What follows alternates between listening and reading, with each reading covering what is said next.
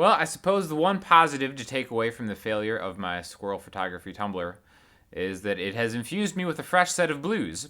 So even though I was just getting over my childhood trauma, at least I have something new to share with you guys for when you have to act like you're a blues legend, okay? It may sound difficult, but it's actually really not. We're going to break it down super simple. And what we're going to do is going to sound like this.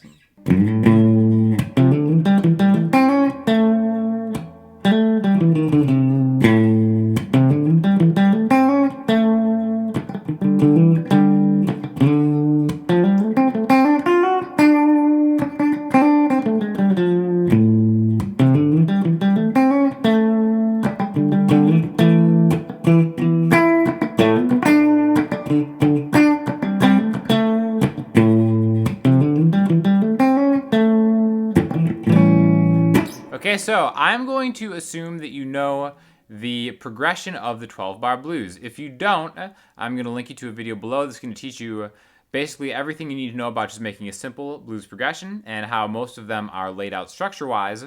So click that in the link below. Also, if you just want to learn more stuff on guitar in general, I go over the same stuff in greater detail on my Patreon, and there's also going to be an extended kind of like companion lesson for everything we're doing here over on the Patreon.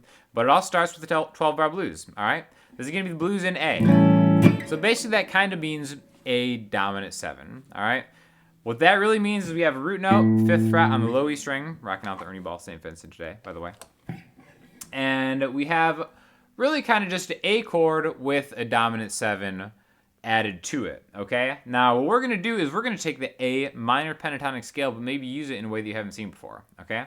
So you probably have always seen A minor pentatonic like that, right? 5/8, 5/7, 5/7. But I think the really important thing to sound like you're a blues legend is one little tip. Instead of playing the minor third there, 5 to 8, 5E to 3A. Okay?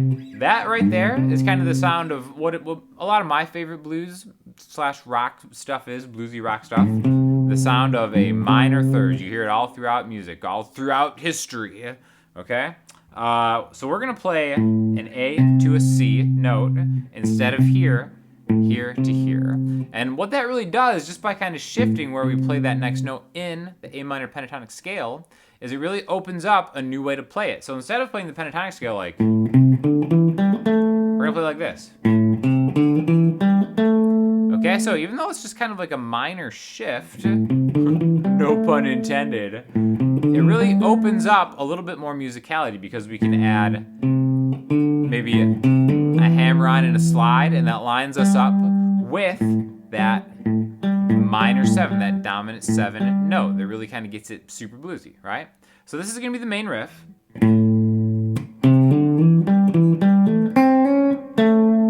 Okay? Now, if you watch that previous version where we have 4 bars of the 1 chord, we have 4 bars of A, the simplified version to play would just be like 1 and 2 and 3 and 4 and 1 and 2 and 3 and 4 and kind of a lazy blues, right? Your grandpappy's blues. It's not a blues legend blues, right? I think it sounds a lot more interesting, depending on the genre and the vibe that you're going for. The blues that I feel from my poor baby squirrels not getting the affection they deserve through Tumblr and Instagram, thank you. There's still time to check it out on my Insta. So the idea is the same from doing that. We're just populating a bar of A with notes from the A minor pentatonic scale, okay? So I'm getting the A right there. So let's break down exactly what I'm playing here. We have 5 on the E string, then I'm going to go to the A string, that minor third. I'm going to grab all these notes in order on the A string, 3, 5, 7. I'm playing it. Maybe just a hammer on, and then a slide. That's the beautiful thing about playing electric guitar, is the sustain is generally better. And then I'm going to slide into the 7th fret of the A string, which lines my pointer finger up with the dominant 7 of A, the 5th fret on the D string, and then we're going to go back. Okay, so backtrack 1 note, That's the blues legend part right there, okay? So after we backtrack that one note to go back to 7A, I go to 5D to 7D, 5G. We're gonna grab the 6th fret of the G string. This is what's called a blue note. Basically the minor third, you can see that's the octave of the minor third. Take that from minor to major. That interplay between minor and major is really one of the cornerstones of the blues. And we're gonna end up back on the octave A, 7th fret of the D string. So again, really slow.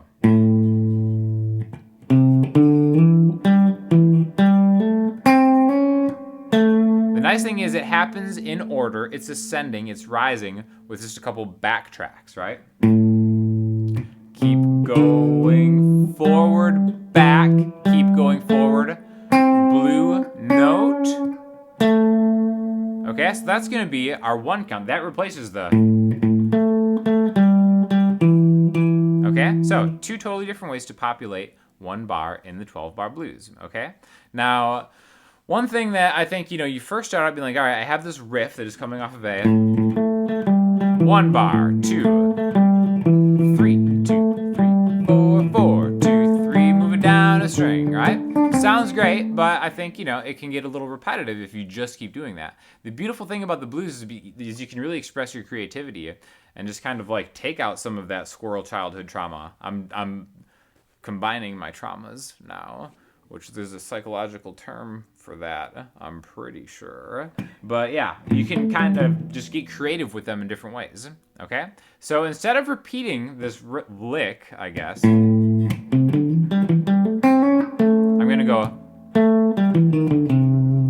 gonna kind of replace it with just a different run, right? 70, 5D, 7, 6, 5, 3 on the A string.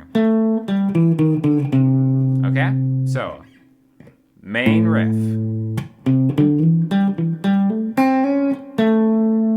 Descend. And again.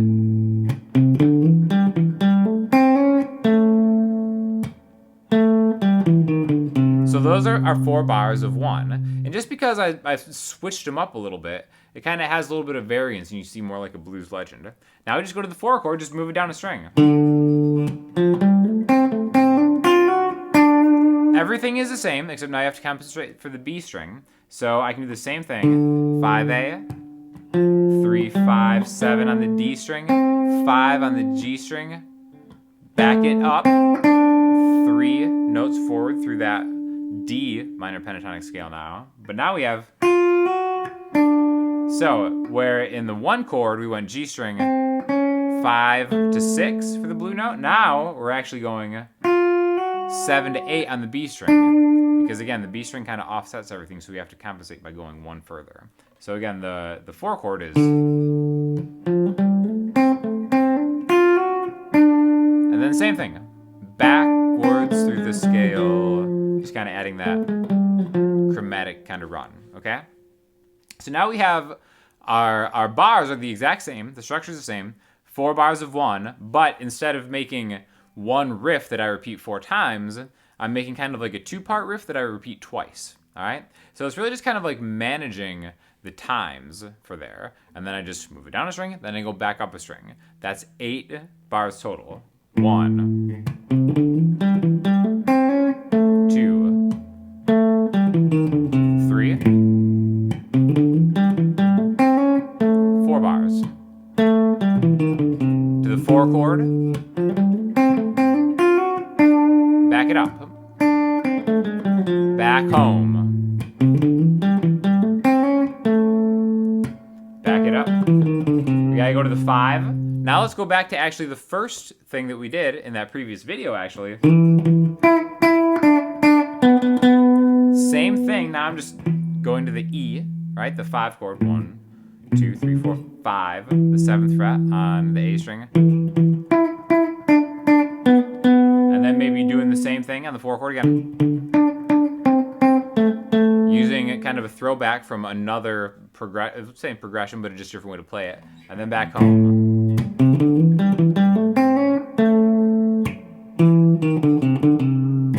A lot of different ways you can do it, okay? I think another fun way is to just incorporate some of the chords, right? The chords are pretty easy for the most part. One thing that I really like to do in the blues is take the 5 chord and then do that little Hendrixy.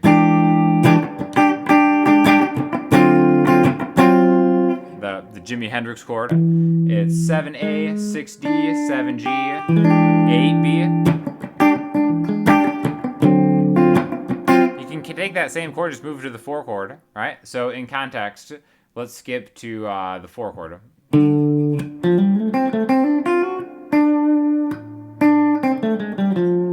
Back here.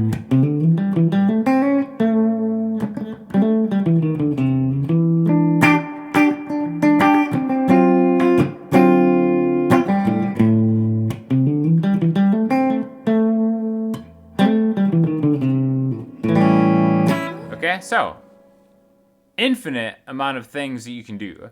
Just there are infinite amount of squirrels out there, but there's always that one that got away. So don't let that happen to you with the blues when you're trying to pretend like you're a blues legend. I think it sounds great. It sounds impressive. I remember when I was first starting out with the blues, if I could play something like that, I would have been very satisfied with it, but I just didn't really know how to like link all the shapes together. There's nothing super hard about this. But I think we're taking a lot of what I consider the cornerstones of like just cool sounding blues guitar and then kind of mixing and matching it, right? I'm just going to kind of, in the Patreon lesson, just extend this to doing the same key, but doing it in an open type deal. So there's more stuff over there. Definitely check it out. If you have any questions or comments, hit me in the comment section. Instagram, Twitter, or the website. I'll talk to you all soon. Thanks a lot.